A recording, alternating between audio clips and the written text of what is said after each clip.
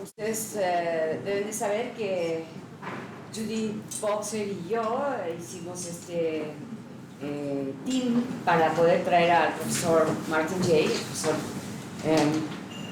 que ha sido profesor de Berkeley, y yo contaba el otro día que cuando yo era estudiante en la UNAM, el libro de Martin Jay que primero conocí, que se llamaba La imaginación dialéctica, estaba agotado por Taurus, y todos nos pasábamos las fotocopias como se pasan así los grandes textos sobre la historia de la teoría crítica. Pero seguramente que ustedes conocen al menos algunos de sus libros, ¿no? Yo voy a comentar ahora algunos de ellos, que son los más recientes: Génesis y Validez,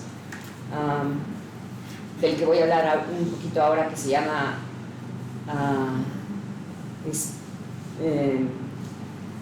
Splinters in Your Eye, que esto es astillas en tu ojo, es una frase de Adorno. Immanent Critiques, Reason After Its Eclipse, que lo acaban de traducir en la Ibero, en La razón después del eclipse. Uno de mis favoritos, Downcast Eyes. Songs of Experience, también otro maravilloso que me regaló Nora Rabotnikov alguna vez. Y uno Mendacity, que es sobre la mentira. Este es entre los miles que tiene, porque es un profesor prolífico, ¿no? ¿Quieres decir algo tú, Julie? No, por favor, sí. Tengo una pequeña cuestión sobre la presentación de hoy que voy a leer, y después le dejo la palabra al doctor Jay. Dice, en uno de sus libros más recientes, el de 2020, titulado La astilla en tu ojo, Jay nos explica que tomó este título de la sección 29 del libro de Adorno llamado Mínima Moralia. Jay inmediatamente lo conecta con otro aforismo canónico de Adorno que dice: en psicoanálisis nada es verdad salvo las exageraciones, y el todo es falso.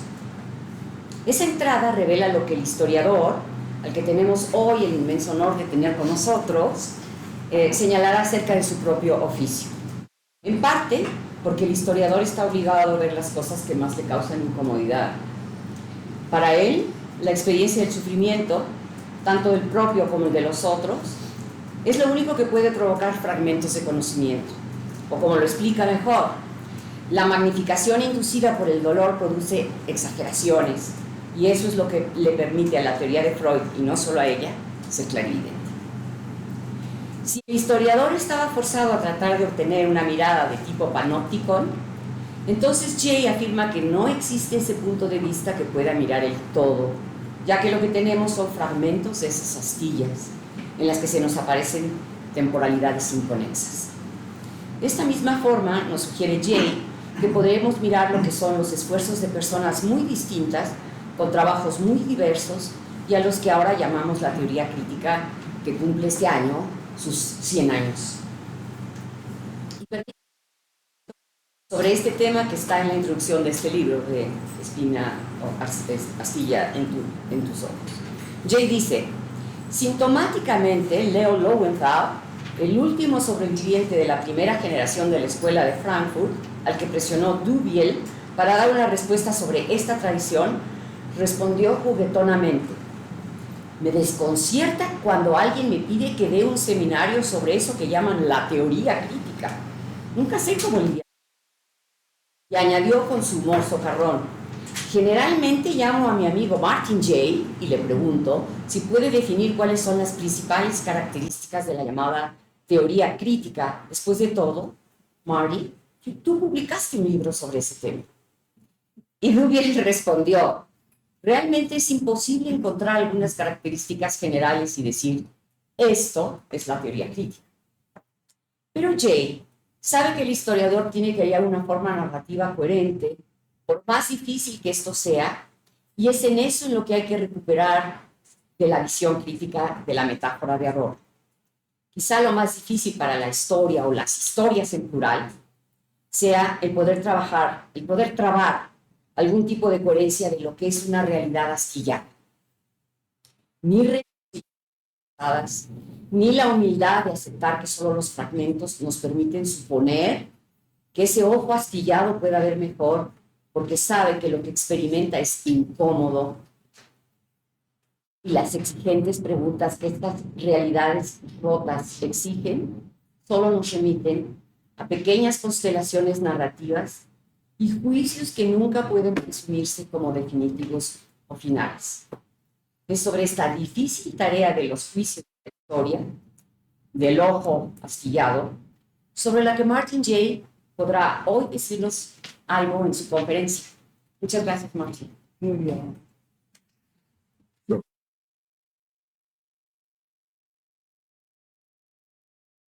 Thank you so much, Maria Pia, and also Judith for bringing me here, bringing me back to Mexico City. This is my maybe 10th visit, beginning back in the 1970s. And I'm always impressed by the warmth, the reception, and by the engagement that I've always had with audiences. First, though, I have to apologize that I have not really been able to learn Spanish enough to give this talk in your language. So I want to thank you for indulging me as I lecture in my own. This is the language, this is rather a lecture on the question, can history judge? Is it possible to talk about the judgment of history?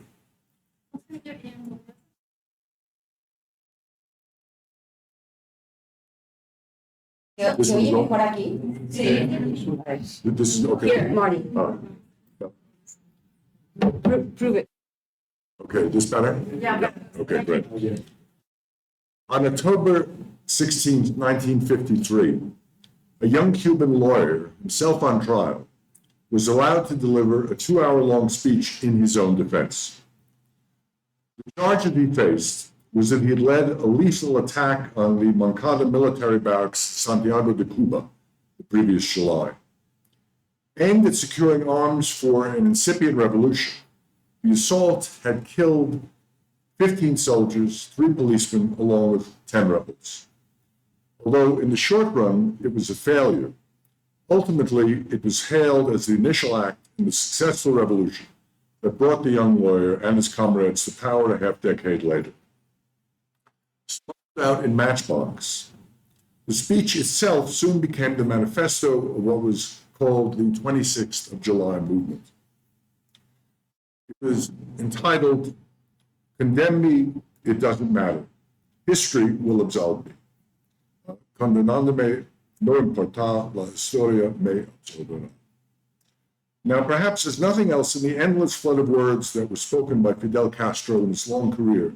The phrase, la historia me absolverá, has survived as a pithy expression of virtually every revolutionary's self-justifying credo. That Castro reframed it in religious terms, absolution, after all, is what a priest does to forgive sins, shows its ultimate pedigree, its ultimate origin. The idea that God will render a verdict on our actions at the Last Judgment, dividing sinners from the saved, have been secularized in the 18th century into the belief that something called history could perform the same function. At least since Friedrich Schiller's poem Resignation, 1785, the phrase in German, Weltgeschichte ist das Weltgericht, world history is the world court, had been in circulation. And then helped along by Hegel, who used it a number of places, most importantly in his philosophy right in 1821, it became a kind of catchphrase of 19th century historical thinking. In fact, by 1840, it was already well enough known to be mocked by the poet Hoffmann von Fallersleben, who was famous for writing the lyrics of the German national anthem, Deutschland über alles. He was able to mock it as a dish that had to be arduously cooked to make it palatable to most stomachs. But faith in the absolving power of history has remained, as we can see in the case of Fidel Castro, a potent resource for those who seek to justify transgressive, perhaps even morally questionable actions in the present. That what we do now will be somehow absolved by the future. And more precisely, it has remained a rhetorical ploy that can serve a variety of functions in different contexts, despite the dubious premises on which it is based. And what I want to give you today is a survey of why I think those premises are indeed dubious, and then at the very end offer maybe a slightly different version of how history can be understood to judge. That it continues to be a temptation is shown by the recent appearance of Joan Wallach Scott's book on the judgment of history. Joan Scott, as many of you know, is a very famous feminist historian in the United States. This book caused quite a stir. She found it necessary to challenge its problematic implications, focusing most of her attention on three cases. The first, the Nuremberg trials after World War II. The second, the South Africa Truth and Reconciliation Commission after the end of apartheid.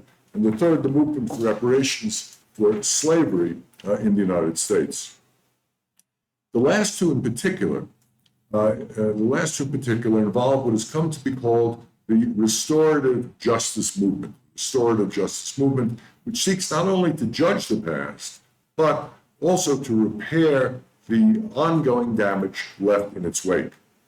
Here, the legal system is employed to provide restitution for victims and hold the victimizers accountable. Redress for past injustices ranging from war crimes, the colonization of indigenous peoples, to the theft of works of art has stirred a lively international debate about who can be held responsible and to whom reparations can be made for the actions of our ancestors. Although what Scott has to say about each of these three cases is in fact quite interesting, she only addresses the larger theoretical issues raised by claiming history can judge very superficially and in passing. And so what follows, I will attempt to explore them in greater depth, and then, as I said earlier, conclude with a brief suggestion for a more viable version of the idea of historical judgment. Here I'll draw a bit on Theodore Adorno. Now, what first has to be addressed is the extent to which the judgment of history is a straightforward secularization of the religious idea of the Last Judgment, with the capacity to deliver what, at least in the religious tradition, is called absolution. Unqualified claims of the straightforward transfer of content from religion to secular frameworks has, as I'm sure many of you know, not gone unchallenged. A salient example being Hans Blumenberg's trenchant critique of Carl Levitt and Carl Schmitt's version of political theology in Blumenberg's book, The Legitimacy of the Modern Age.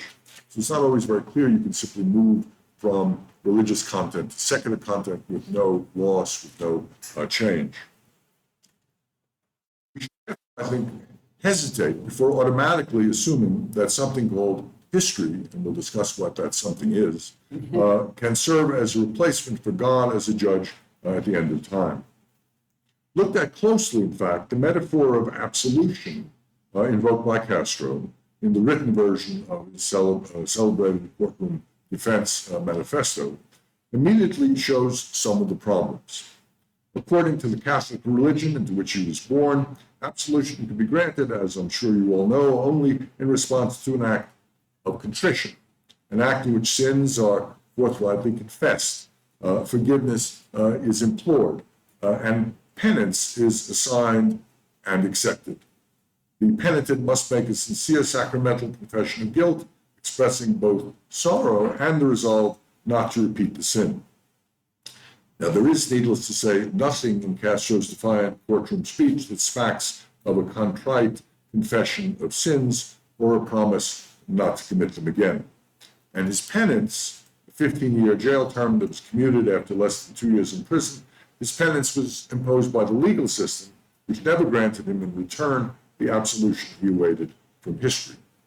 In short, if one can speak of a parallel between the divine last judgment and the judgment of history, it certainly did not follow the specific path of a sacramental absolution in the Catholic tradition. Well, what can we say then about the more general parallel between divine and historical judgment?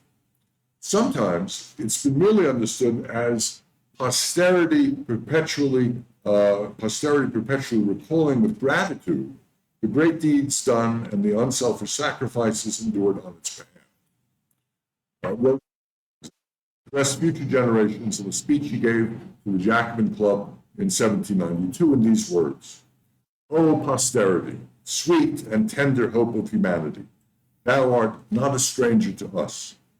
It is for thee that we brave all the blows of tyranny.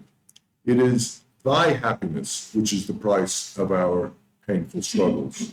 And then Robespierre added, may the martyrs of liberty occupy in thy memory the place which the heroes of impostiture and aristocracy have usurped in ours.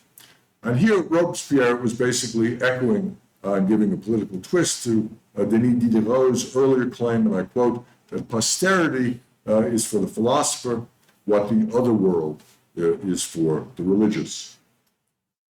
Now, the parallel, however, between earthly posterity and a religious afterlife is extremely inexact.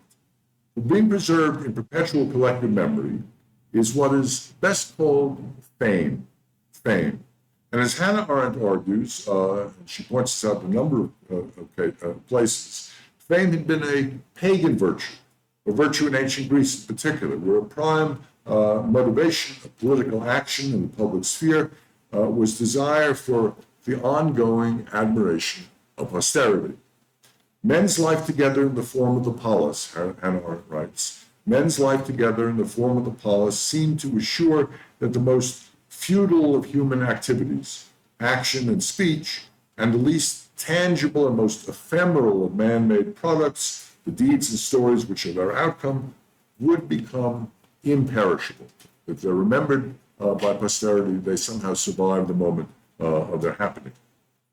Not restricted to noble achievements or self-sacrifice in the service of a larger cause, however, fame can also be attained by less laudable means. In fact, as shown by the notorious example of Herostratus, the 4th century BC arsonist who destroyed the temple of Artemis in Ephesus on the coast of Turkey and did so to become famous. The imperishable memory of posterity can recall horrible as well as great deeds. And in fact, we might say the line between fame and infamy is a very thin one. Now, the parallel between the religious last judgment and the alleged judgment of history has, in fact, I would say, a much more ambitious goal than mere fame. Its goal is the achievement of an ultimate justice. And fame is one thing. Celebrities have fame. Justice is something far more serious. Something that may be denied, of course, during a human lifetime. To be saved for all eternity is, after all, not the same as becoming famous or, even worse, notorious in the memories of future generations. But there are, I want to argue, other troubles with the analogy from divine to historical judgment. They begin, I would argue, with the first term of the putative parallel. That's to say, the eschatological faith that human lives can be judged in their entirety by a discerning God, able to evaluate each of them individually as worthy of redemption at the end of time. Now, although for some, this is a powerful response to the troubling reality that bad things often do happen to good people in this life, it provides little comfort for others who are unable to endure the suspense of waiting until the end of time to know their fate and to compensate for their actual physical and emotional sufferings. And in fact, theological disputes have reflected this uncertainty and impatience from the very beginning. So the idea of eschatological hope for redemption has always been, we might say, plagued by questions. For example, when the commission of a specific sin, when will it transform the actor into a damnable sinner? That is to say, someone with a character whose life can then be judged as a coherent whole. Theologians have also asked if the commission of such acts can be canceled by the repentance of the sinner, even at the hour of death, and wiped from the record to reverse that damnable characterization. Can faith alone, they wonder, cancel out the effects of deeds, whatever their moral worth? Or are good intentions sufficient to cancel out evil results? Are humans, moreover, really free in the very first place to act for good or for ill? Calvinists would say, of course not. Were they predestined by an ineffable providence that relieves them of responsibility for the results? Should we observe moral commands, they often ask, because they function to secure our salvation? kind of selfish motivation, or because we're obliged by duty to obey them for their own sakes, as they Kant would have argued. Well, the list can, of course, be expanded, but the point is simply that virtually all of these unresolved questions can mutatis mutandis still demand, these questions still demand to be addressed when something called history replaces God as the ultimate arbiter.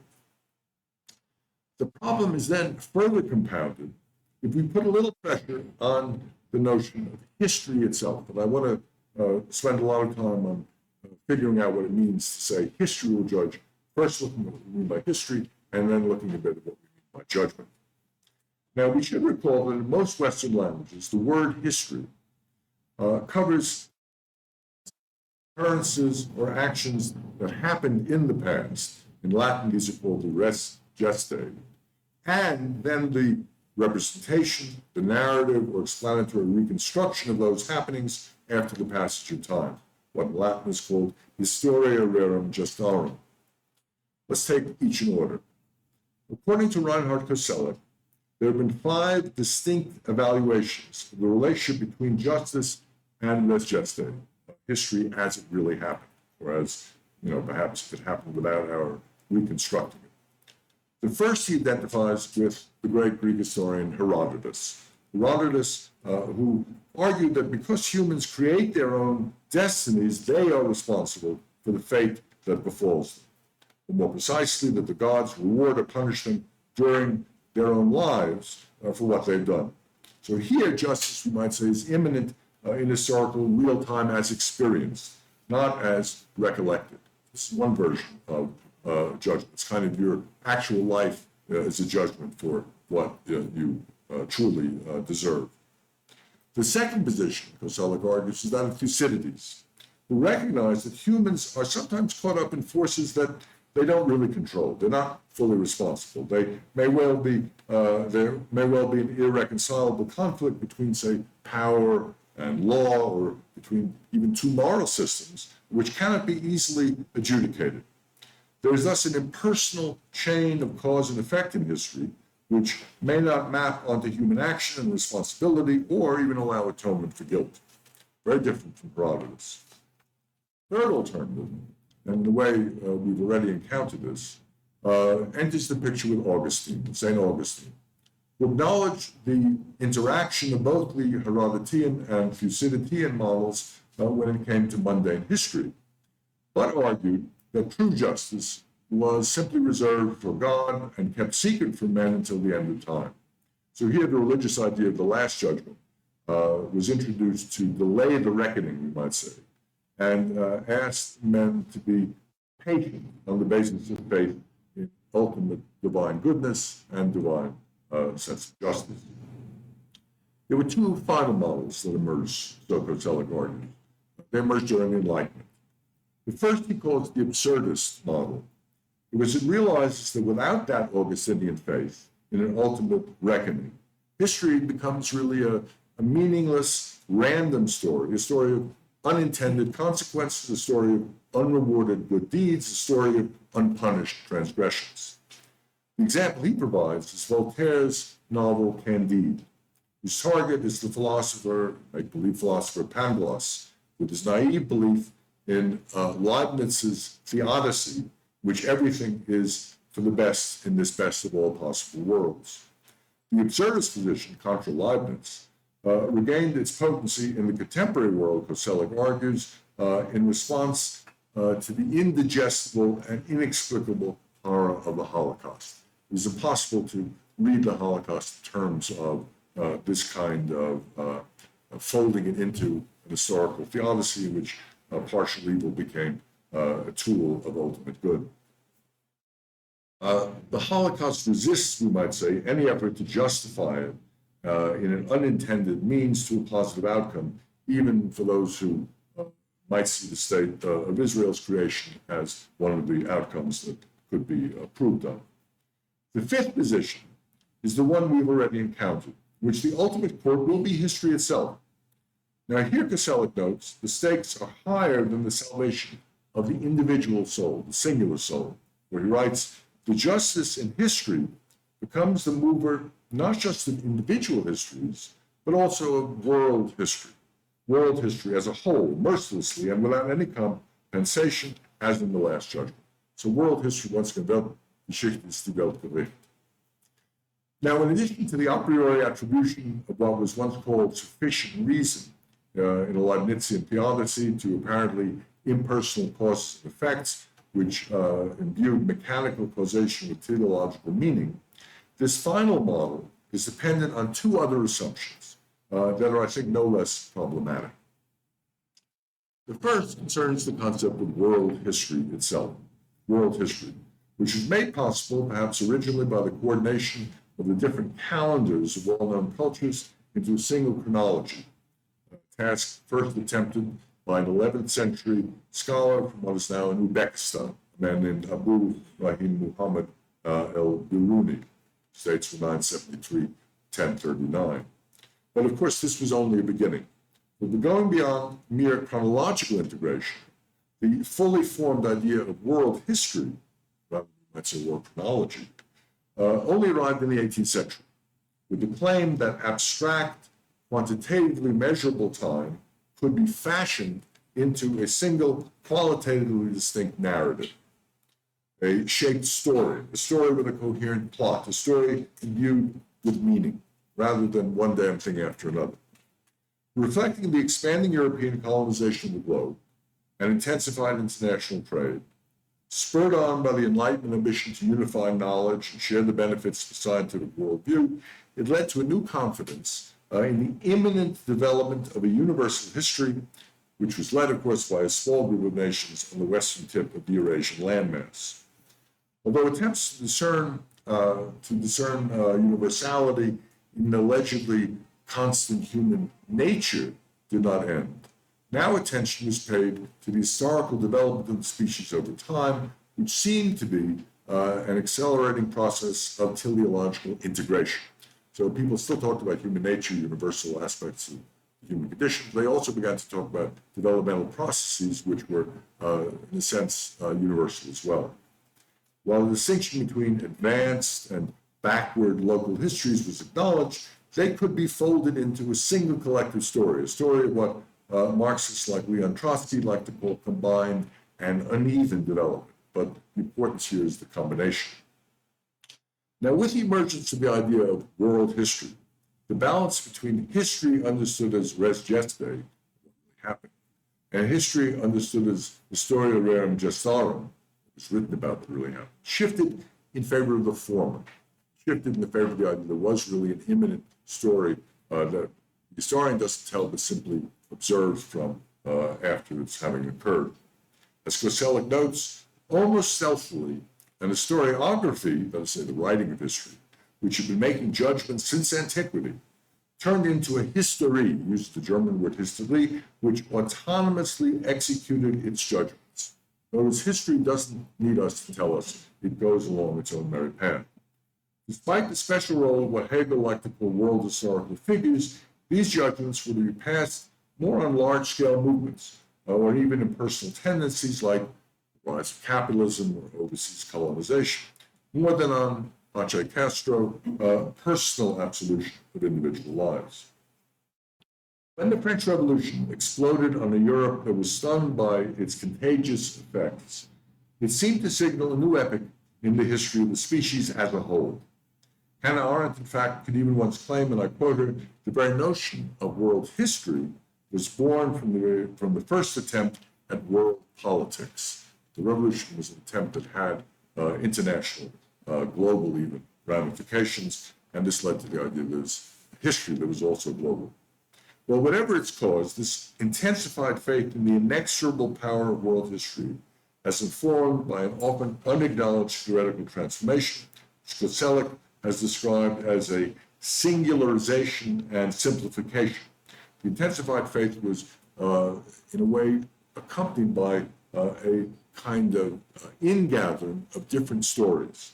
The ones he points to are these. He says, freedom with a capital F took the place of freedoms, justice with a capital J, that of rights and servitudes, progress with a capital B, that of progressions, and from the diversity of revolutions, the revolution.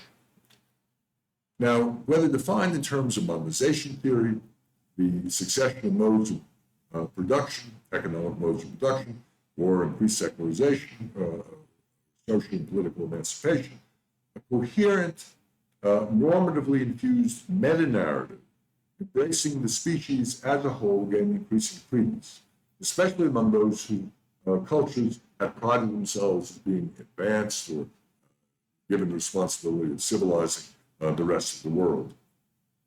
Whether based on the fiction of a meta-subject, world spirit responsible for making history, something Hegel held on to, or on impersonal processes that work behind the backs and against the wills of human actors, as St. Marx argued, the outcome was the totalization of discrete individual histories into a single meta-story.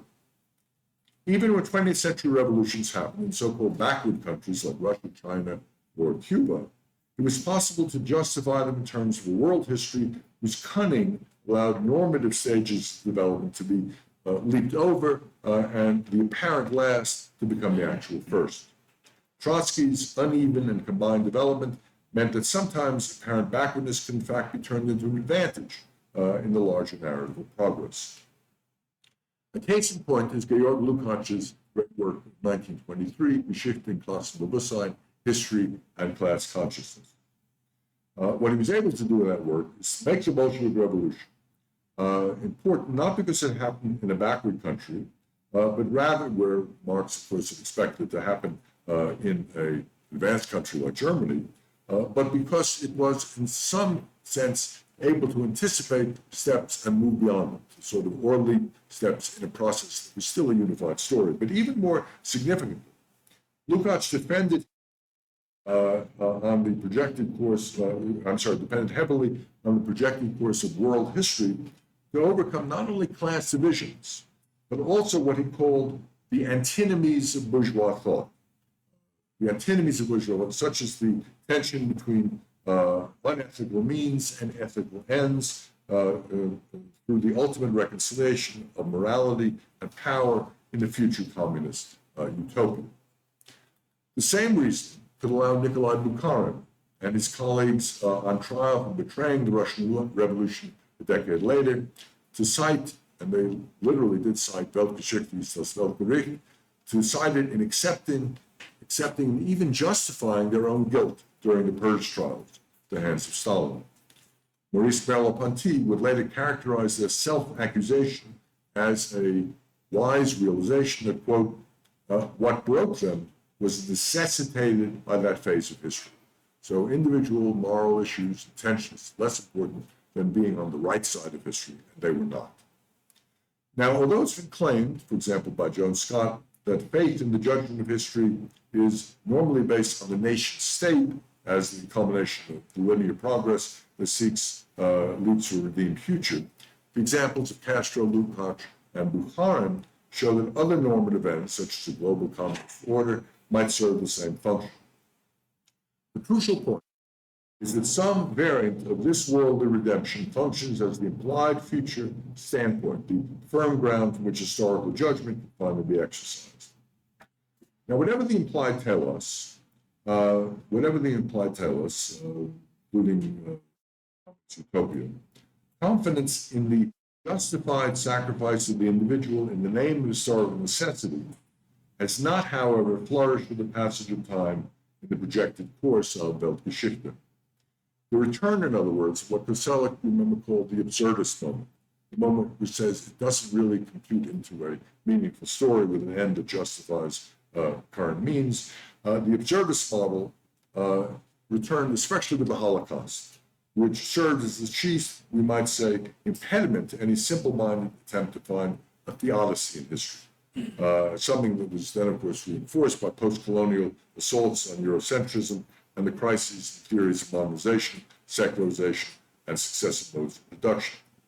You might say the collapse of the Soviet Union put an exclamation point on the mistaken vanity of Lukács's belief in 1923 that somehow the revolution of 17 had opened a new chapter in a collective story of species-wide emancipation, not only from economic injustice, but also from reification, also from alienation, also from the spiritual malaise of what he called transcendental homelessness. In 1991, his former students, Agnes Heller and Ferenc Feher, would write its obituary, a book called The Grandeur and Twilight of Radical Universalism. And even before the ignominious end of the Soviet experiment, chastened Marxists like Theodor Adorno conclude in critique of the concept of progress, and I'm quoting him, the idea of universal history cannot be salvaged. That idea was plausible only as long as we could believe in the illusion of an already existing humanity, coherent in itself and moving upwards in a unified manner, end quote.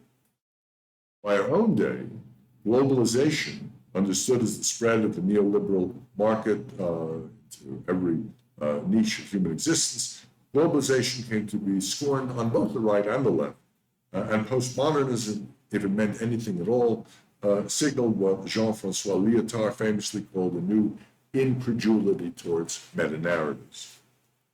Now, although we possibly are in a postmodern age called the Anthropocene, which climate change threatens us with a new species-wide story, this is one way to sort of talk about regathering separate stories into one major one. It's a story, of course, of decline rather than progress. It's highly unlikely that the results will be a Weltgeschichte, world history, that serves as legitimate Weltgericht, a legitimate court of judgment. For it's by no means clear that it will ever bring anything resembling justice to those peoples who will suffer most from the results of global warming, despite their having contributed the least to its causes. Now, this disturbing outcome points to the second reason that belief in the capacity of history understood as res geste, as things that actually happened, to judge has been undermined. Those with reservations about the substitution of a deontological, that's a kind of universal notion of morality, for a consequentialist one, having to do with mere effects, what we might call a Kantian rather than Hegelian view of relation to right and might, have always resisted the danger of equating success in historical terms with inherent virtue. Why, such critics wonder, is a life thwarted in the present any less worthy of happiness or longevity than the future life that might possibly flourish as a result of that thwarting? Why equate victor's justice, in which winners are rewarded for winning and losers punished for losing? Why equate victor's justice with the real thing? Why should facts on the ground, produced by successful conquest, be granted retrospective normative validation? The uncritical conflation of facts and values has, in fact, often generated dissent against Schiller's maxim. Take, for example, the case of Hannah Arendt, as described by Sheila Ben Habib. The very structure of traditional narration, couched as it is in the chronological sequence and the logic of precedence and succession, serves to preserve what has happened by making it seem inevitable, necessary, plausible, understandable, and in short, justifiable. Nothing seemed more abhorrent to Arendt than the dictum that die Weltgeschichte ist das Weltgericht. The response to this was the same as Walter Benjamin's: to break the chain of narrative continuity, to shatter chronology as the natural structure of narrative, to stress fragmentariness, historical dead ends, failures, and rupture. Now, the alternative to the hegemonic notion of the judgment of history, which confuses might with right, offered by Arendt and Benjamin, should not, I want to argue, be understood simply as an endorsement of what Koselleck has called the absurdist view of the meaninglessness of history, where it too expresses the belief that at least some justice can be done retrospectively to honor at least the memories of hitherto forgotten victims of marginalized peoples. That is, it offers what might be called a consolatory rather than vindicatory version of the idea that history can judge. Consolatory, consoling people who have lost for their losses rather than vindicating the ones who claim that they have won, even though they've used horrible means. While it refuses to conflate apparent worldly success with virtue, or absolve those who employ dubious means for what they hope will be laudable ends, it does seek to provide some measure of solace for the losers that history will not forget them entirely. Its danger, however, as Joan Scott observes, is that it can act quote as a fantasy seemingly deferring action to a force, history, outside our control. Now, at times, to be sure, the goal of revising the hegemonic narrative from the point of view of the losers may be to repair the damage done in the past to innocent victims by compensating their descendants for their losses, modeled on the remedies that are provided in the legal world by tort law. This is a path taken by restorative justice movements, that I mentioned earlier, which invoke moral absolutes to counter the tainted judgment of, quote, successful historical outcomes. So, for example, if indigenous peoples lost the battle to the European colonizers, we now try to somehow compensate their descendants. But even if such a reparative balance can be calculated, and its lessons applied, compensation for past ills can never justify, I would argue, the initial damage in terms of a theodicy that makes partial evil a means to the greater good. The future beneficiaries of the violent acts of revolutionaries who act on their behalf have, I would argue, no right to expect sacrifices from their predecessors who may have had no choice in the matter. Likewise, the experience of past suffering cannot be mitigated, no matter how beneficial the outcome may be for those who come after. We may align ourselves with Benjamin and Arendt in trying to rescue the victims of triumphalist hegemonic narratives from oblivion. We want to honor them, we want to remember them, we want to take them seriously, but we should acknowledge that the quest for restitutive justice has its limits. Redemption, in which what has been broken is made whole or what is taken has been returned, well, this may be widely shared as a religious aspiration, but it's one that can never be, I think, achieved in actual history. It's nonetheless important to register that the consolatory version of the idea that history will judge, voiced by Arendt, Benjamin, and others, has subtly shifted the logic of the argument, for it moves us away from what Koselleck identified as the 18th century definition of the term history, primarily with res gesta, what actually happened, and back towards historia rerum gestorum, the post facto accounting of what has really happened. That is, now the judgment of history will shift from history as what happened to historians who then write about what happened. It assigns the task of judging to the narratives constructed by those who write history rather than locating it as immanent in the ongoing and personal process itself. As Arendt puts it in a polemic against the Hegelian equation of justice with alleged success in the course of actual historical change, quote, "The judgment is our faculty for dealing with the past. The historian is the inquiring man who, by relating it, sits in judgment over it.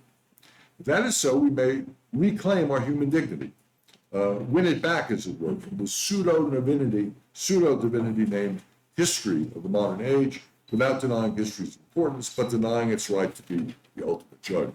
So the kind of anti-Hegelian argument of Arendt.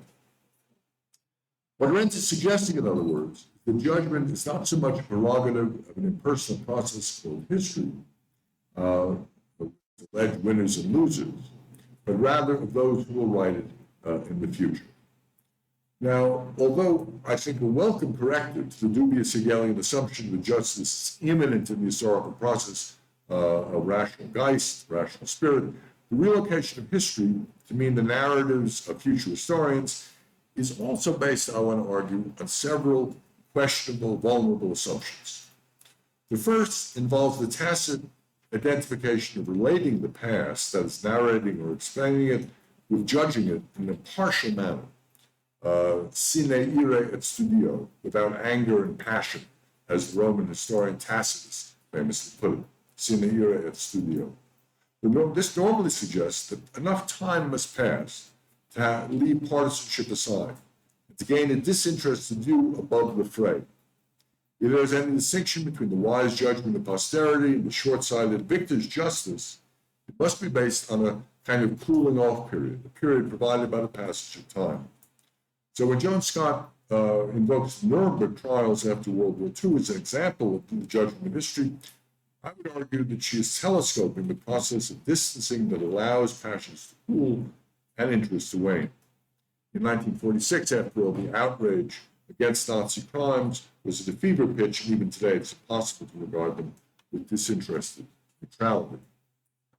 But be that as it may, there is still uncertainty about the kind of judgment that even a distant posterity might dispassionately exercise on less extreme cases. In other words, having put some pressure on the idea of history, I want to now spend a few minutes just putting a little more pressure on the idea of judgment. What do we mean by judgment? The last judgment, theologians tell us, will be qualitatively exercised each individual soul because of God's ultimate power of individuating discrimination. Unbound by a priori principles or dependent on rigid criteria, God can even exercise ineffable mercy when sinners transgress against the laws he has commanded. History, on the other hand, written by mere human beings, history involves a judgment that lacks God's infallible intuition. Judgments, in other words, that are dependent either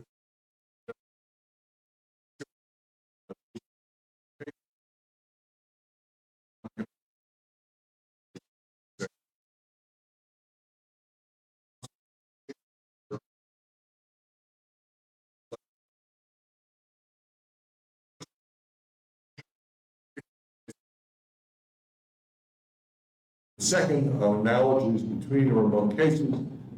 I think this pretty much count the past and so do the judgment. The first one tells us that best describe the epistemological premises of science, and the second, reflective judgments, the ground of aesthetic.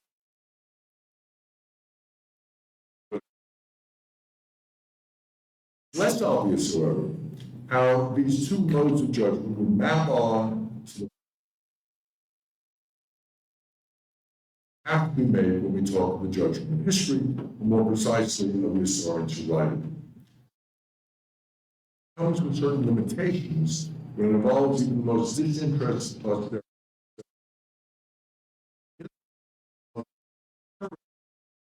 It's not certain if the general standards or criteria or rules under which specific cases must be subsumed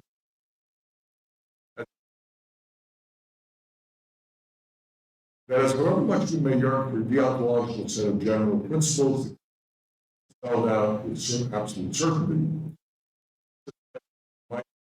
false universalization extrapolated from particular values. It was, in fact, precisely to avoid this danger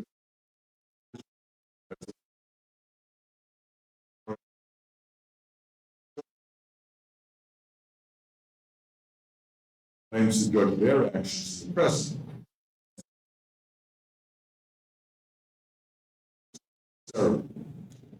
But of course, there really is no reason to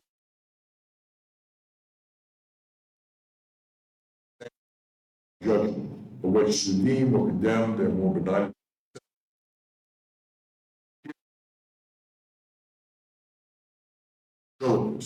claiming to represent the species as a whole, but still situated.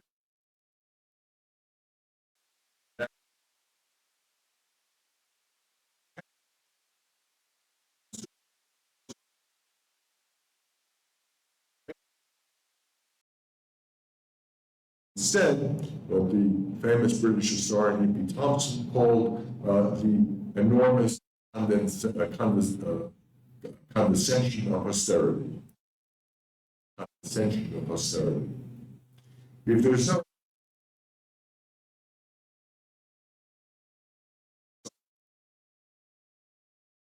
there's also no ultimate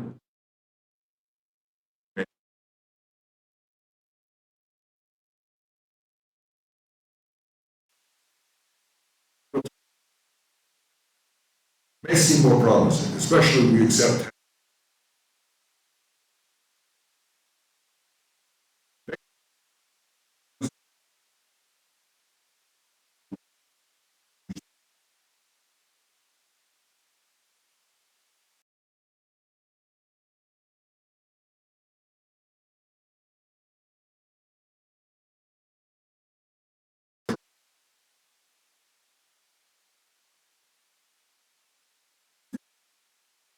is that it reduces that judgment to the analogical comparison of what might be not fully commensurable examples or paradigmatic cases, or claimed and operated with the as-if teleological assumption person Kant acknowledged the impossibility of looking at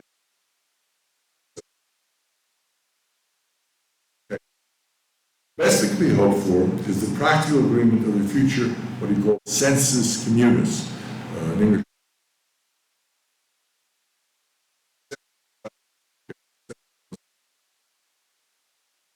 Now, the regulative ideal of such a consensus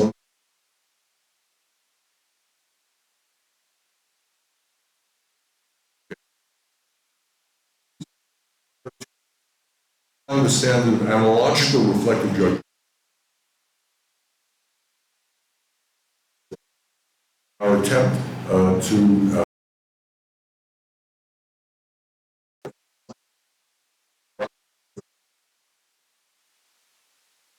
what's called the anatomy of the typical exemplars of revolution that failed to live up.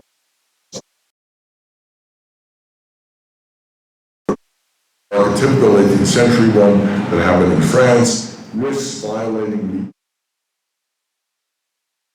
the graphic impulse, which honors the uniqueness, the irreducible. And when something happens that makes comparison perhaps even obnoxious, Holocaust, you may even be doing it an injustice.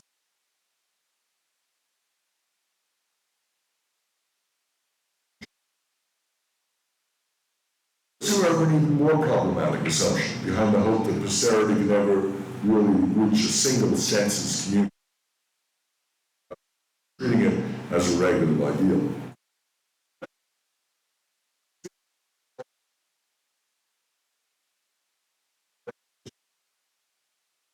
Rather than the impersonal success of the historical process itself. But as a blithely unreflective identification of the historian with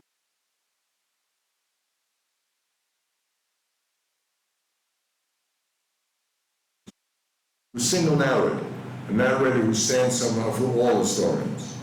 Though distance and time may weaken the powerful grip of immediate passions and interests, as Hayden White has taught us all, no matter how much agreement may be reached about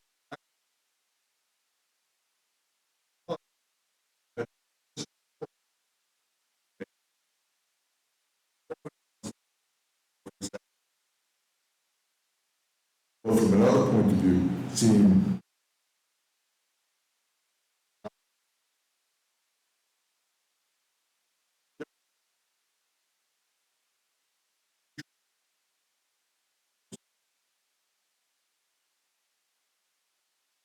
if I can pause just for a moment to what the problem is. I remember well when I first became aware of this difference, which occurred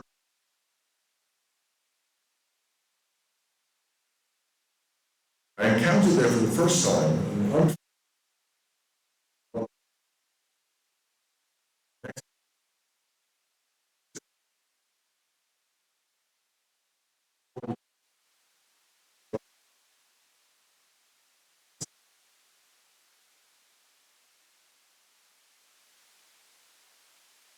the vindication of the United States.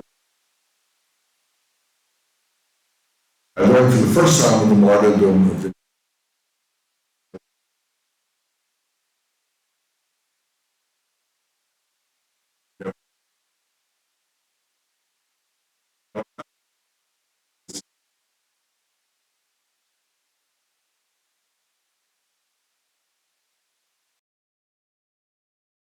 war into a comprehensive narrative without a national spin, which might include a disinterested judgment of the so-called meaning. It's occurred in the historiography within a country over time. It's vividly illustrated by successive narratives of the war after what might be called the period of the North's victor justice, which lasted until the end of Reconstruction in the mid-1870s. The South was launched by unapologetic white supremacists. justifying the new era of Jim Crow laws undermining the gains made by free blacks during Reconstruction, the Civil War was states, and the issue of ending or preserving monuments to Confederate heroes were erected all over the South, and army bases everywhere in the United States were named after them.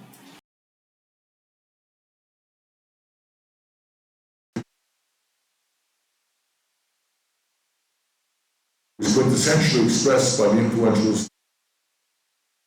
such works as American Negro Slavery in 1918, works which depicted slavery as a benign, if not always profitable, institution, and justified by the racial superiority of the latter. And although isolated voices like those who don't believe the wars challenge Philip's prevailing perspective,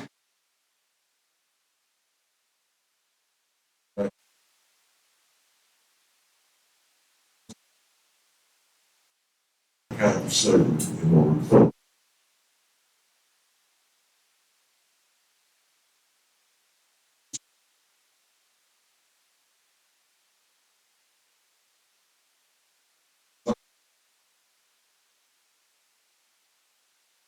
South and renamed the basis, which arose during the Jim Crow era to honor the law.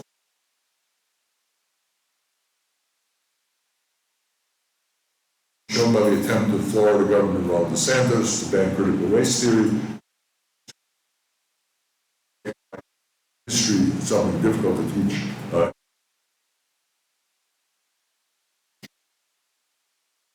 Concerning the meaning of the Civil War and its aftermath is still hotly contested. In short,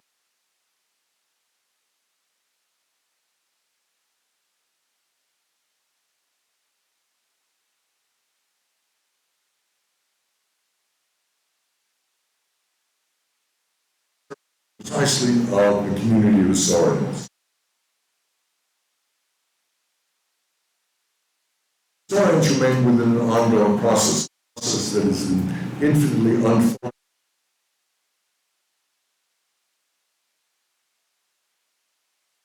Masked historian who will finally get the story right.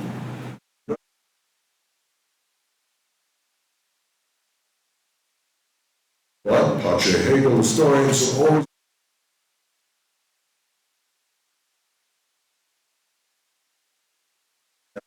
time seems to have come and gone.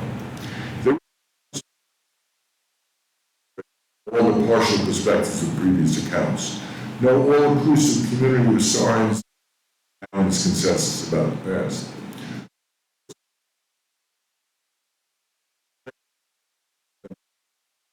Especially when the uneven surface with the city flattened out into a smooth plane.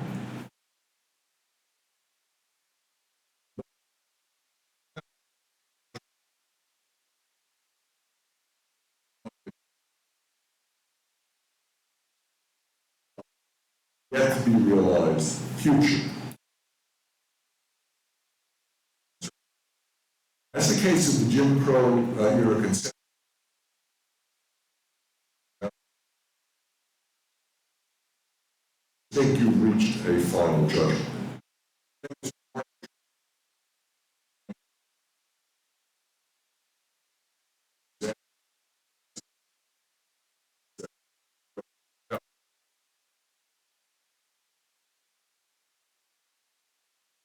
After identifying all of these problems, anything of value in that would really left to be something called history can legitimately serve as a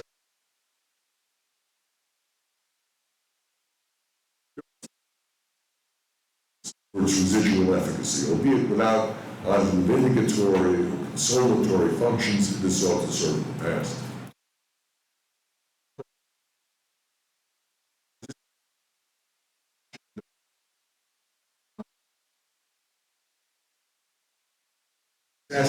As a moral criterion we've already encountered,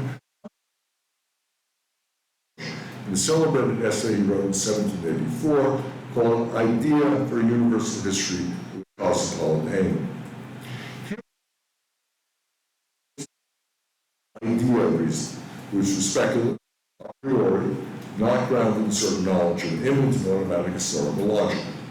That unverifiable idea, it's a speculative thought, posits a hidden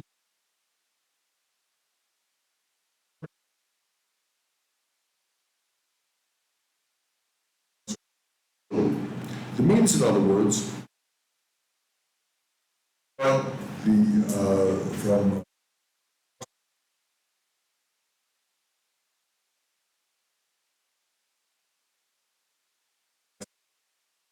now, there are many problematic assumptions underlying Kant's account.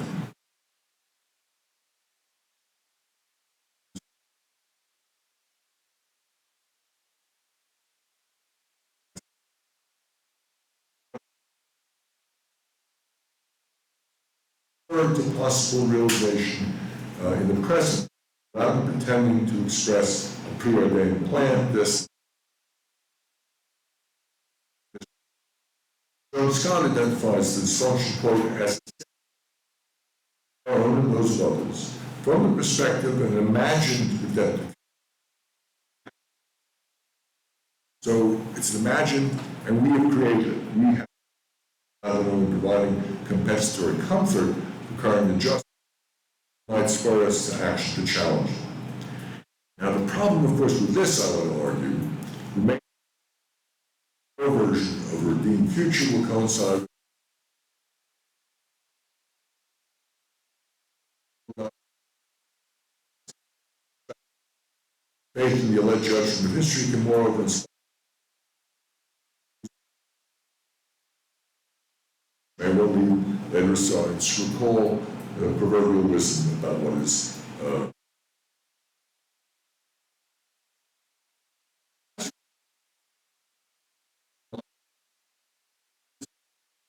one point I want to make. By rethinking a crucial premise of the whole enterprise, which will allow us to relocate, as we can return to the word's basic meaning, as either what has already happened in the past or what we presently count on that past, rather than what normal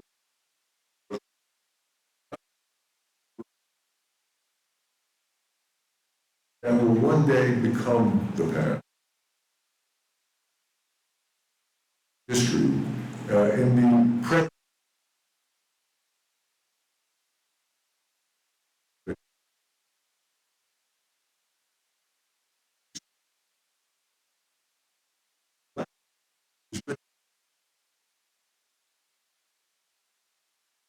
Spanish del futuro compuesto.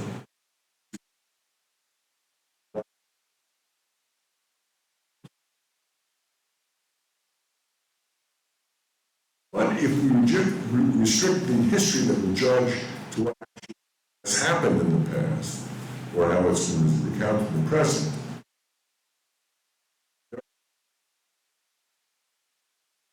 perfect to guess about a future that does not yet happen. First, we avoid what E.P. Thompson said, because we do not arrogantly assume that what comes is more enlightened than our ancestors were. This is not to argue for a simple reversal of ideology, adoption of equally one-direction narrative.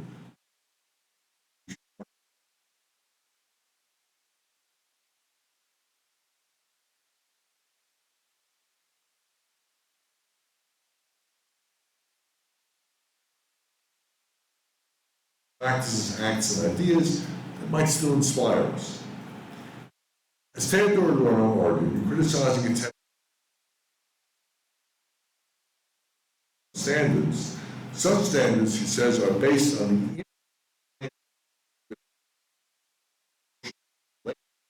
because one has a professional interest in the person who's to talk about it, one can sovereignly assign to that person his place. This arrogance, he says, echoes in the loads of Kant and now Hegel as well as any meaning for the loads is too much, we might say, presentism.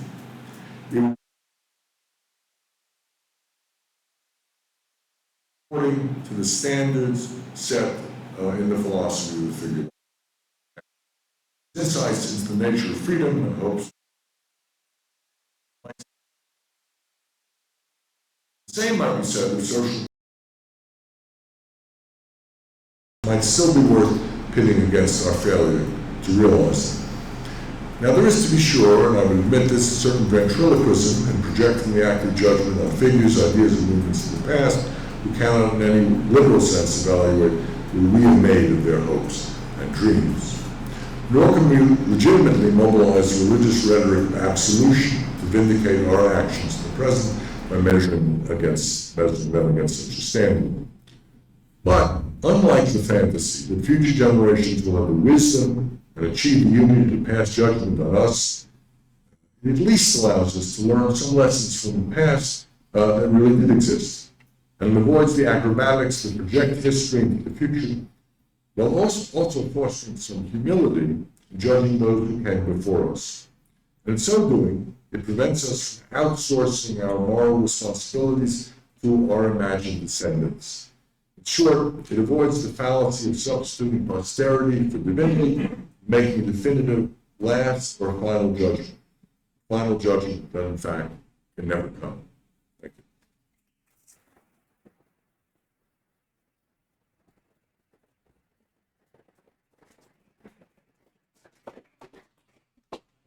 Thank you. Well, thank you, Marty. I want to tell you that if you want to raise questions and feel that you don't have the English, we can translate your questions. So feel free to do so. Oh, sorry. Would you like to answer the first question? Well, not the first. I have several questions. First to listen, right? All right. I have several questions. Were politics and history, right, are dimensions and brings us together? I mean, brings two moments together with all the, I would say, implicit contradiction in between some sort of escapism toward the future, right? And minimizing responsibility. This is one point, if I'm clear, right? A subject that brings, pushes to the future, the judgment, and then reducing history only to the future, and not the present, and not the past, and not the practice, or the agency of the actor itself.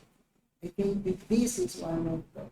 The second, probably, when you refer, and that's very important, and I'd like to listen more, to the concept of a meta-narrative that necessarily subsumes the narratives that are coexisting in a certain moment. So it's a sort of, let's say, a particular narrative that becomes the hegemony, right? And then subsumes and cancels these, reducing, I would say, the scope of the terrain where actors and history come together. So this is, I think, on the other side, your remarks regarding, and that's, I think they are very important, your remarks regarding the, I would say, the inability of the human condition to imagine that there is no transcendence to see the impact or the consequences of the action.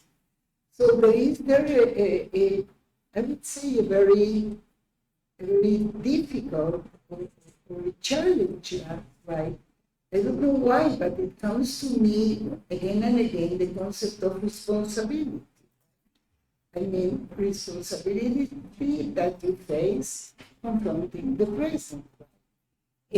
But I want to listen to you on this, and then I have to, two other questions that are related to these dramas of history that you can't really explain them or approach them or understand them when they are so, in their uniqueness and in their terrible impact, I refer mainly to the Holocaust, right? So where do you find the sense or the consequential thought of that? So these are my first comments that I would like to listen more, right? Very important questions. Hannah Arendt talked about thinking without bannisters, without holding on to something that makes you steady, gives you security. And in a way, one of the banisters has been the idea that, well, history will provide some sort of meaning that we ourselves can only guess. We ourselves can only hope for. But history will confirm our choices. And this is a banister different from the transcendent banister God will judge. Or the banister of an absolute morality that tells us what we must do without having to consider consequences, without having to consider alternative moralities, without having to consider what we might call the complexity of the situation. So all of these banisters, the human condition is such that we need help, that we need somehow orientation. We can't live without myths, we can't live without stories, we can't live without transcendence that gives us some sort of larger sense of where we might be going and where we are. But in a way, I can't deny that we all need this. But the one that I'm trying to deflate here is the idea that history can be a source of comfort in the present. The future will somehow justify what we do. That we have to bring it back, and this is why I like the responsibility. We can't outsource the responsibility to the future. We have to be prudent and complex in our judgments. And this, of course, is very difficult, especially when you come back to Castro, the revolutionary. Should I commit a violent act in the service of ending a worse violence? That would be one way to understand it. A violent act which is terrible, hurts people, which can't be simply whitewashed, is an act that has an evil dimension, and yet may be necessary to confront and thwart a greater evil. So how do you know that calculus? How do you know? This is a famous debate between Camus and Sartre. Camus tried to be outside of history, avoid having dirty hands. And Sartre said the only choice was to have dirty hands or no hands. So that you have to get in, and so the point is there are choices, responsibilities, accountability, but we can't outsource this. Now the Holocaust is particularly, I think, a striking example of why the absurdist model has returned. Because we strongly have a sense that although there are genocides, there are ways in which we could, avoid making the Holocaust so absolutely unique that it can't ever be seen as comparable to anything, that it defies attempts to use what in Kant's terms is reflective judgment.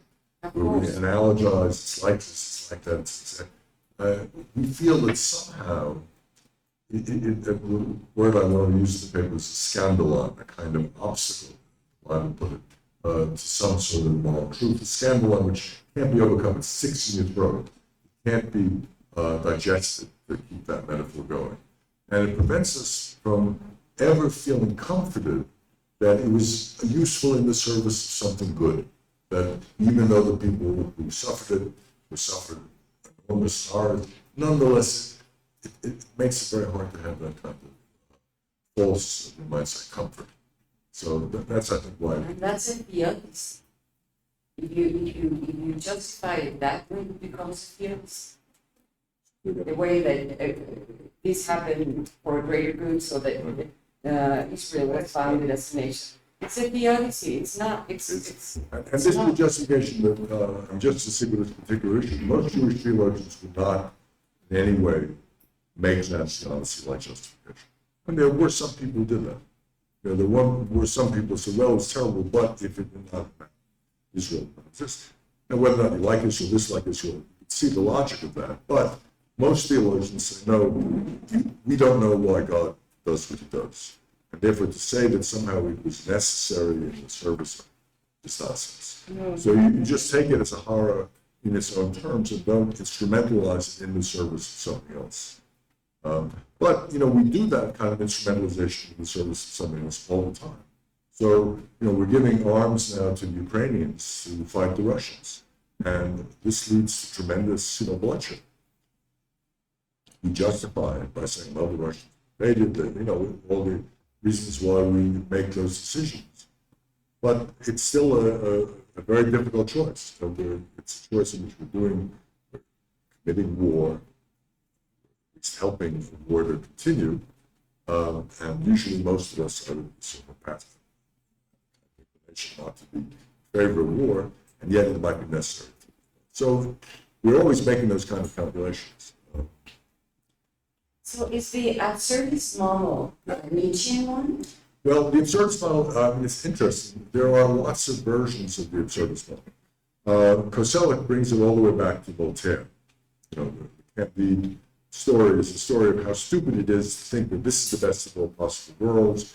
Everything that happens in this world is a good thing, was in service of something that will be ultimately capable of redeeming it. But Nietzsche, of course, adds to that. I mean, Nietzsche against Hegel say, look, well, it might be an ultimate process of eternal return. This doesn't, I mean, Nietzsche has his own, of course, strange answer to all this, which is amor fati, love of fate, which means that you have to accept what has happened and make it your own, because it was a good thing simply because it happened. A kind of weird justification, not because it leads to a better good, but because it happened, and therefore merely happening because of eternal return is justice. I mean, he says redemption at one point means precisely saying, yes, it should have been. Yes, I accept it. Amor fati. I accept my fate. Yea, say. In my opinion, he says, we would die if we accept that nothing has meaning. So in order to survive, you build meaning into it. Because we wouldn't stand alive if we didn't give this input of meaning into everything. So we're meaning-making creatures, but he knew that it is a way to salvage. Well, I mean, this is an immense issue which we obviously can't do justice to here, but I would say the question of meaningfulness is a question both of a surplus of meanings that we're faced with that are given to us by culture, by inheritance, by history, by tradition, that we're thrown into a world which is replete with meaning. I mean, I come into the world naked, but immediately I'm in a family, I'm immediately given a gender, I'm immediately, all the things that are, in some sense, attributed to me, I haven't chosen them. My own birth I haven't chosen. So I'm thrown into that world. And yet, at the same time, I can also try at least to create or to challenge or to, somehow combine different meanings or to go against my tradition. So meaning, it's almost as if we have too much meaning and we don't have enough. Mm-hmm. We have too much meaning because we're faced with meanings, cultural and otherwise, which are infinite almost in number. And yet we're never satisfied. We're never able to say, this is the meaning, this is the final meaning. And history, of course, is a place where we struggle with meaning. What does it mean to be, I think that's the point. Then we'll go and see. Sorry. I'm going to keep the, but you can finish. No, finish. So then we'll open, please. No, I just say an expression in the concept of historical consciousness. No. So later on, I want to ask you about that, because if history as a source of awareness, of meaning, then it brings us really to a very tense moment in between past, present, and future, because you are creating and you'll be past. So this is really a source of tension to us as meaning makers. That's right. But please, there are other questions, right? I have here one of the, yes, please. Dr.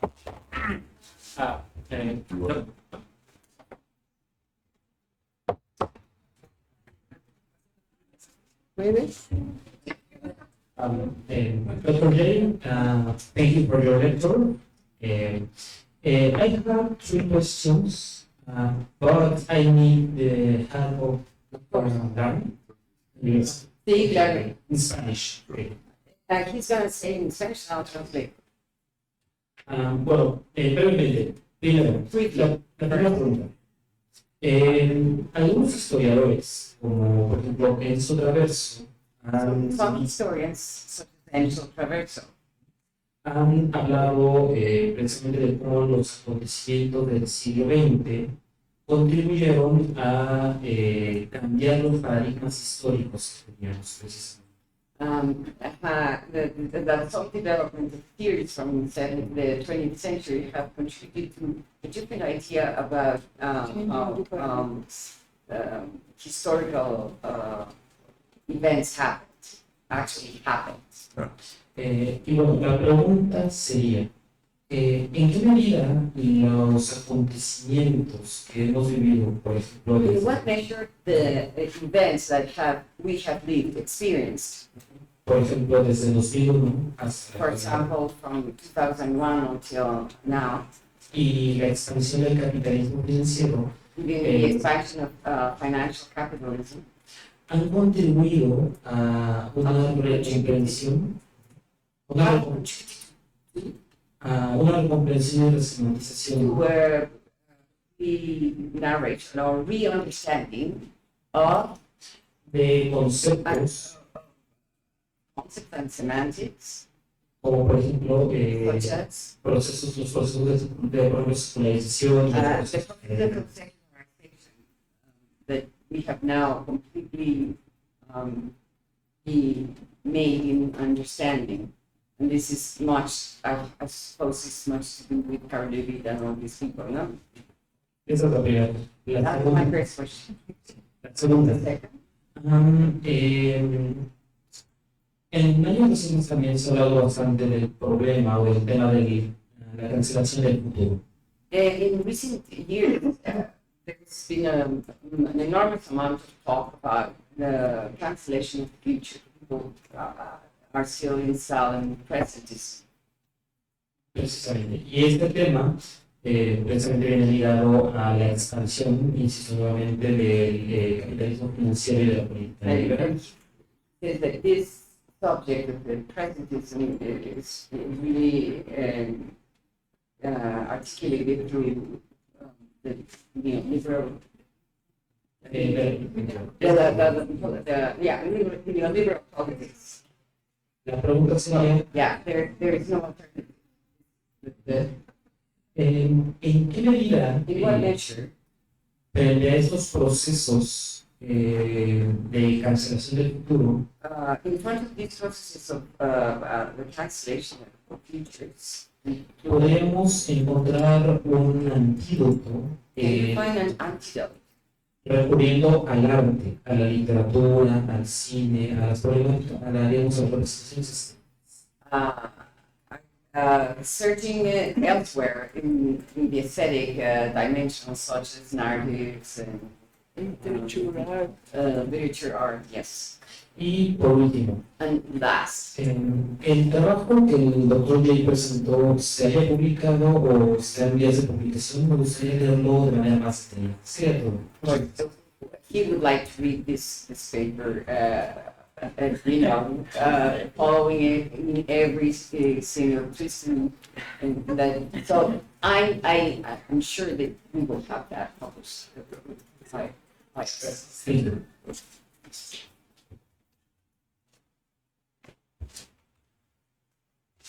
Two fascinating questions. And certainly when Enzo Cruz and other people argue that we have a different explanation, a different way of understanding things, this is in a way, I think, been the historian's method of operation for a very long period of time. Reevaluating our explanatory models, reevaluating the attempts we made to use types or notions like secularization to explain long-term processes. And we almost always discover that they are inadequate in some way, that there are always gaps in the way they can be, you might say, posed on the reality of historical residues of history. They're always somehow inadequate to the complexity. Now, this is something that I think is not new. And I think it's something that means that historians have a lot of work still to do, not only about discovering new facts about the past, but reinterpreting older interpretations. My, in a way, task in this paper was less to do with explanatory openness than it was with the way in which the rhetoric of judging, morally vindicating or consoling people for their suffering in the past, that this is a slightly different task. Most historians think that they are basically objective, that they don't judge, that they're impartial. They try to tell the story without taking sides. Now, we know this is obviously an ideal, very infrequently realized, but the notion that some of the community of historians, if they have tensions and are ideologically driven, that they will be able to come up with the right answer, and this answer will somehow provide a judgment like a divine judgment. This is precisely what I'm arguing against. That history has many functions, but that's not one of them. Now, we can't, in other words, use it to justify our actions in the present, because what we're doing basically, as I said, is outsourcing our morality to the future. I'm not sure that answers the first question. That's the best I could do. The second question is very interesting. Presentism as a kind of despair about the future. Very different from, for example, what I described in the 19th century as a new world historical view of ascent, of triumph, of integration, of enlightenment, of somehow the world becoming civilized, the world becoming technologically unified, the idea of science replacing superstition. All of that now seems to us rather quaint. And there is, of course, another option, which is the option of decline, that the world is becoming worse and worse, and that we're going into a kind of period of crisis which will only end apocalyptically with a disaster, which seems to me also as dubious a kind of fantasy, that we will somehow survive, we will somehow limp along, we'll somehow do well, do badly. This is a guess, but it's my guess. But how do you then inspire people to think, if they're presentists and have no, let's say, image of a good future, if they have no hope for the future? Well, I think this is a real question. If there are avenues of expectation which close down, which are basically thwarted, and of course the Anthropocene idea, the idea that we have somehow taken over, and instead of being empowered by it, we're now faced with the inadvertent consequences in global warming of our actions. This is very hard to give anybody a kind of easy, false consolation for, because I think indeed the future will present many, many challenges to us.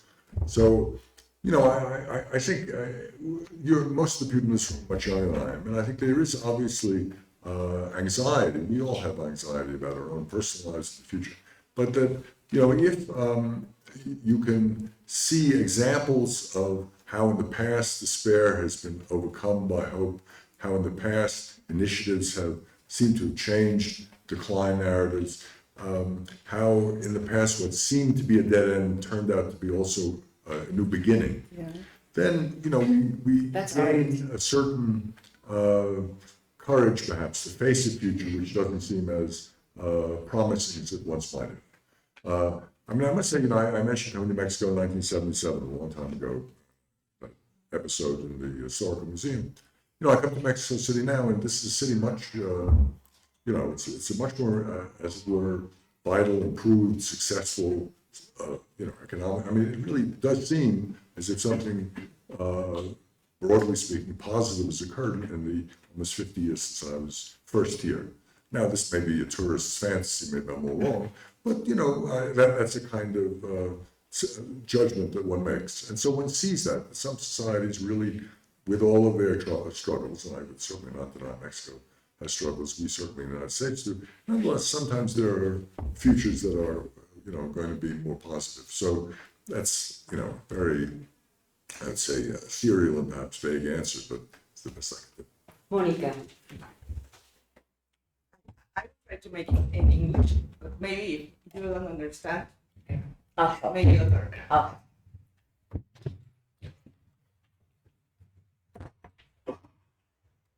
When I think about evolution of history, I maybe think of a long period. And then we can conciliate it with the notion of judgment, maybe because it's a long period, and we can see a lot of events in that long period. But I think that now it's a moment that there are a lot of histories that are coming from places where before there weren't called histories. Maybe you named it like these events that were minimized. So how do we conciliate this moment that there are a lot of histories to maybe take a direction of judgment that make something about responsibility, these notions that go parallel maybe. Are you talking about the colonial theories that in some way? No, No? not this moment of the time that there are a lot of histories. How do we conciliate this as a history, maybe thinking as the past as the great history? You call them local histories, but I think that there are such a part of this making history, this process that is dynamical, and then how do we conciliate it with the notion of judgment? I think it's not immediately conceivable, thinking that the history and judgment maybe is Can be interrelated. Okay. Thank you. Sure. No, I think you put your finger on a very important development in the profession that I spent my life in, the profession of history, writing history. Not what really happened, but the actual recollection afterwards of the story. Just whatever it's the idea that we write it. We have discovered that great men history, or national history, or the history of the state, or the history of the powerful, the history of those who left their names, is no longer adequate. And that we now have rediscovered the importance of people who were forgotten, people who were neglected, people whose stories justifiably need to be told if we can retrieve them. And we've learned to grant them a dignity and recognition that they were not allowed in the past. History from below, we sometimes say, history from above. And sometimes this is understood also to be micro history as opposed to macro history. History of very discrete, seemingly small events that, something like the return of Martin Gare that Natalie Seaman Davis wrote many years ago about a medieval figure who, seemed to be a simple story but has great ramifications. That we take these stories seriously rather than just as anecdotes, as basically insignificant. But the real problem is to find a way to reconcile the meta, the high, the most, we might say, embracing versions of historical narrative with these local microhistories. Siegfried Krakauer, a man whose work on history of the last things before the last I've often referred to, talked about the levels of historical analysis and the uneven course of history. So this involves, I think, two recognitions. One, that you can't create an understanding of the big level simply by amassing in a kind of cumulative way all the little levels, all the little stories. Macro involves a different kind of thinking about history than micro. That when Karl Marx said that all history is the history of class struggle, he didn't do this after looking at a million examples of all history. He had an idea. And one can argue, yes, this is an example, but this one isn't. This is a micro history that wasn't class. So there's a tension between them. The other point is that the levels of history not only are, we might call them spatially distinct, but also temporally distinct. So one historical narrative, we might say, might be commensurate with another, parallel with another, but a third one may not be, may follow its own logic, its own, let's say, developmental pattern. Now, one of the things that globalization is often said to have done is to synchronize those levels. So that if, I sneeze in New York, they catch a cold in Beijing or something. So the idea that there is a world now which is so interconnected that we can't argue for any more the kind of non-synchronicity. But I think that's an exaggeration, that there's still many stories which are out of phase, which are not part of a single developmental pattern. So what history as a retelling of the past involves is, we might say, a de-hierarchization of the meta story, by honoring the dignity of the micro story, but also recognizing that we have to keep both of them in a kind of tense, dynamic relationship, a relationship in which each one is given its place but not reduced one to the other. And the same thing with various narratives. So not all narratives are the narratives, say, of the French Revolution, which for Europe was very important, but, if you go to, I don't know, like a country in Africa or China, the French Revolution had only the faintest of echoes. So the idea that all of world history suddenly stopped when the Bastille was stormed, this is a little bit, we might say, Eurocentric arrogance. And I think that's what we learned. We've learned to avoid that kind of sense that there is. I mean, Hannah Arendt herself made the mistake of talking about historical peoples, really counted, and non-historical peoples. Hegel would also say this. Exactly. Peoples who were somehow outside of history, and then their stories were forgotten. They weren't told about. But so we don't. I think we're reluctant to do that anymore. So I think that those are the ways I would answer. I need the mic. Well, You can hear me now. We can hear you. Thank you. Thank you for your wonderful talk, Professor Jay. I particularly found your final proposal very powerful, and I would like to ask you further about it. Especially, I'm interested in understanding better what you mean by learning from the past. I mean, we know in Cosellec's classical interpretation, Historia Magista Vitae was left behind because due to the idea of progress, and that historicists incorporated in what today history as a professional discipline is considered an anachronism. So how to learn and what is there to learn from the past for our present? That would be my question. Well, this, of course, is an important question to answer, partly because there have been people who have seen the past in too glorified a way, and they've learned the wrong things from the past. Usually that the past was tranquil, was harmonious, that everybody was in its place in a great chain of being, and everybody was happy, and basically that was destroyed by Protestants, destroyed by the French Revolution, destroyed by modern technology. And so this version of learning from the past, in which there's a nostalgia for a lost golden age, is not what I mean. What I mean is basically an openness to examples in the past which might still have value, even though they were not realized, even though they were, in a way, failures. They were not the great success stories. But to see them as projects that might be worth at least learning from. So here I'm thinking in a way of Ernst Bloch's notion of the not yet, the noch nicht, of something that was not yet available. We don't not yet realize. We don't honor the past as it was. What we are interested in are the hopes of the past, the not yet projects, the desires, the utopian fantasies even, or at least the beliefs that things could be different.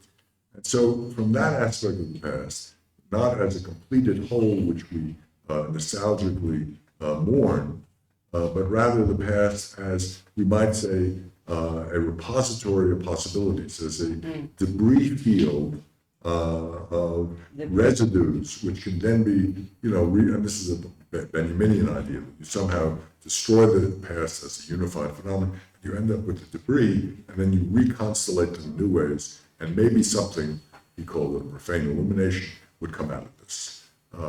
Now, we'd have to look at specific examples to see what we're talking about. But I think that's, in a way, what learning from the past, what being judged by the past. I mean, it's slightly ironic to say the past will judge us. The past is dead. But the idea that we can be judged, what I'm trying to do with that is to say that we ought not to be arrogant, that we always know better than the past.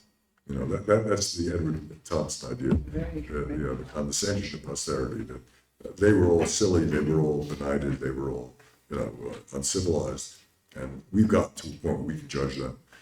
Well, in some ways that's true. I mean, I'm not going to say that, the past always got things right, and that we can't, basically be skeptical of some of their beliefs, but on the other hand, a little humility doesn't hurt either.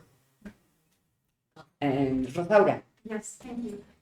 Thank you, Professor Jay, for your wonderful lecture. I'm going to I'm not going to ask you about what you wrote. I want to ask you about what you didn't write. I'm sorry about that, but I'm really curious of you choosing judge as the category for your talk or for your articulation with history and justice. And this is just out of curiosity. Why didn't you choose critique? For, I mean, we're celebrating with your lecture, we're celebrating the 100 years of critical theory. And I loved your talk. I mean, that's not my point. My point is not to critique what you wrote, but my point is to know why didn't you choose, or why not choosing critique? Critique as the let's say as a fracture and as a crack on the wall, and as you said, as the beautiful title of your book, the splint in the eye.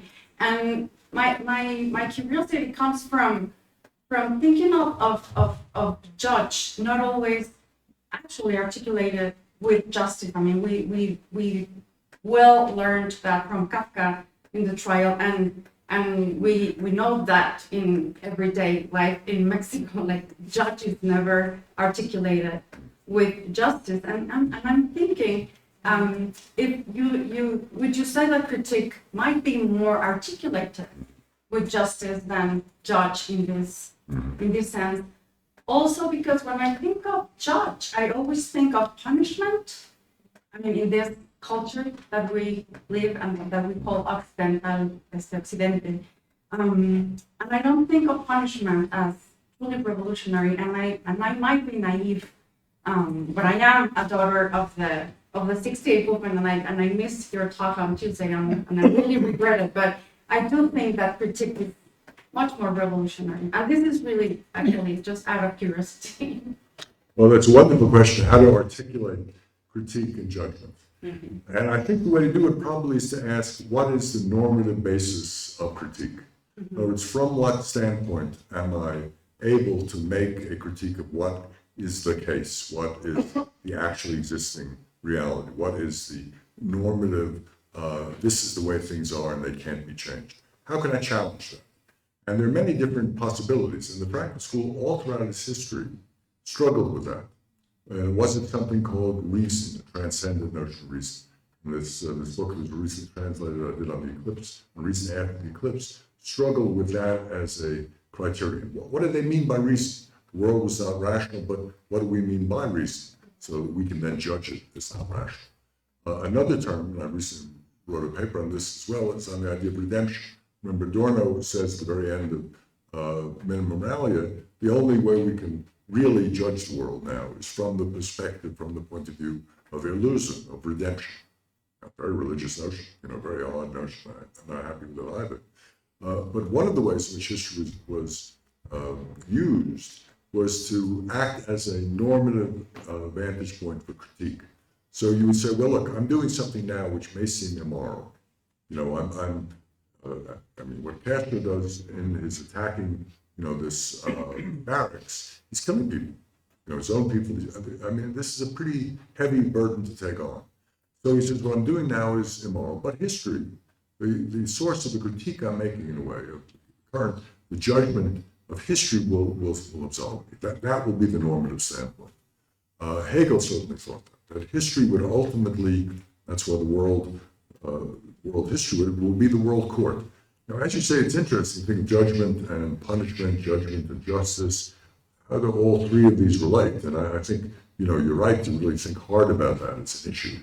Punishment, yes, but also recompense. In other words, we see judgment as giving reparations, as making good what was shattered, what was unfairly done to at least the descendants, although it's a kind of strange way to see recompense, because the people who suffered, they can't be made whole again.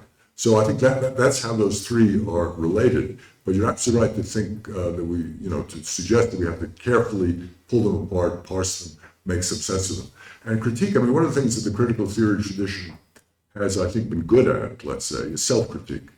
That it's asked itself often, well, what can I basically, as a finite human being, who doesn't represent world history, doesn't represent class that's going to, somehow inevitably become the salvation of mankind. What can I say that will be legitimate criticism that will somehow have more than my own personal prejudice, my own personal preference? How do I justify it? And so, there are now theoreticians in the third generation of the Brighton School, like Rainer Forst, who talk about justification as the crucial issue.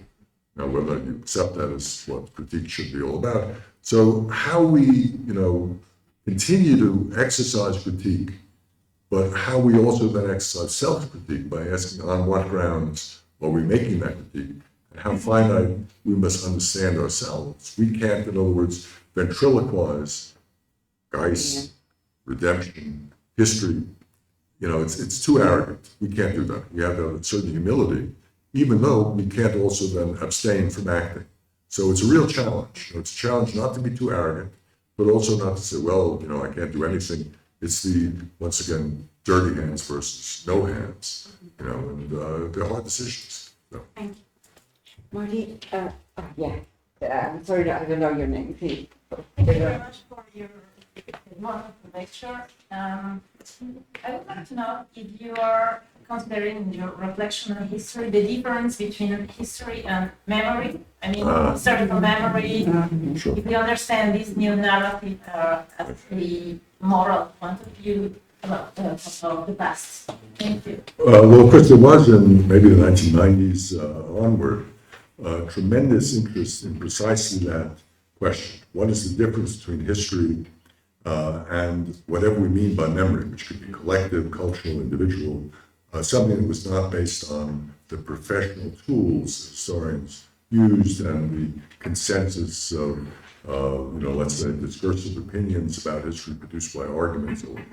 So I don't think anybody's ever said that memory is the ultimate judge, because we know on the individual level that memories are highly, let's say, partisan, imperfect.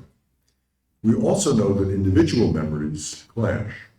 I once got into an argument with Carlo Ginzburg about one witness. He talked about one witness in the Holocaust. And I responded by saying, look, what would happen if that witness were, I don't know, Goebbels or Goering? I mean, there are different witnesses and they have different experiences, and we can't assume that the one witness who is there has priority over other witnesses, and that his or her memory somehow should be the standard. So it's always a fascinating issue. But I remember many years ago hearing the great German historian Hans Mommsen talk about, he worked along the Holocaust, right, how annoyed he would get when people in the audience would say, but, I was there, I was in the concentration camp, and this is what really happened. He didn't, think they were being foolish, but that they had arrogated to themselves too much in authority. But just having been there, just having the memory of having been there, it's important, we don't want to deny that, but also insufficient. Let's say necessary, but insufficient. But it's a great question, because I think, the actual judging that we do is often produced by collective memories, and sometimes individual memories, collective memories, which allow us, to forgive, absolution doesn't have to be by a priest or by God. We can also, choose to forgive someone in our memory who did ill to us.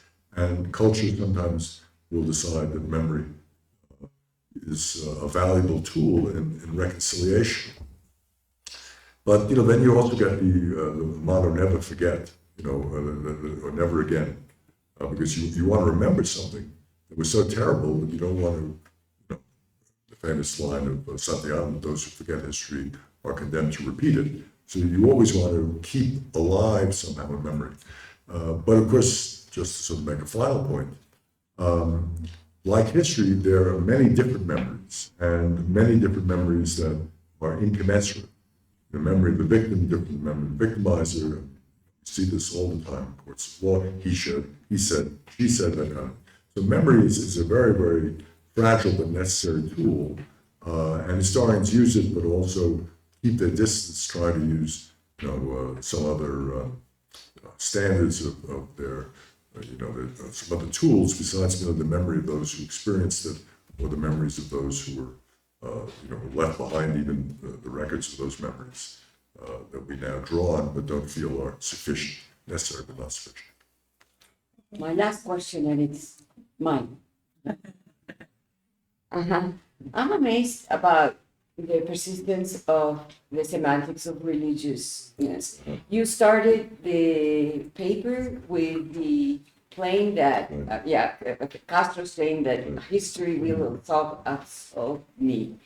Well, I think that Greta Thunberg is also saying the end of the world.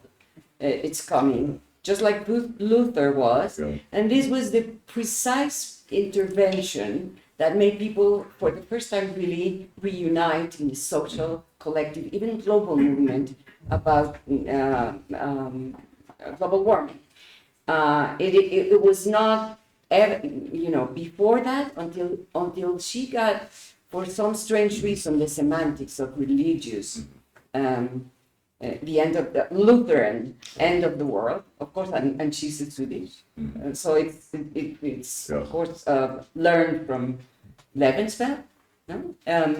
The powerful articulation of politics and history, Right. and of course religious. Well, this opens up a very big can of worms, because we've obviously learned in this post-secular age, as we sometimes like to call it, that the simple replacement of religious terminology, idioms, religious assumptions by secular ones, scientific or otherwise, that this has been less successful. The replacement has not been perfect. And so the return of religion, we might say, in one form or another, even Habermas will write about, 700-page book on religion. So it's possible to argue that we haven't fully either emancipated ourselves or haven't fully, luckily, not been disillusioned or disenchanted by religious questions. But as I began with the Bloomberg critique of Levitt and Schmidt, it's also true that we can't see everything that's in secular or non-religious terms simply as a watered-down, wan version of basically old wine in new bottles. That we can't be utterly beholden to the idiom of religion. But in the case of the judgment of history, very hard not to hear the last judgment. And Koselleck and other people made that direct connection. Right. That history became a kind of, modern, if you want to call it secular, alternative to God. That, first of all, we can't wait till the last judgment. We're too impatient. And also we want to have something that gives us, as I mentioned before, kind of normative standard. And the God's ineffable, God's a very complicated source of belief in normativity, because in a way he makes rules that we can understand, but he also acts in ways that baffle us. So we feel both that we're able to make sense of what he would want, but then we also feel, no, it's beyond our ken, beyond our understanding. It's too much, for humans to. So we're left with a kind of mystery, which often leaves us feeling, basically anxious and impoverished. And there are many ways in which we compensate for that. So history as a kind of alternative to that is one way. And I think my point is that it doesn't really successfully do that. Thank you very much.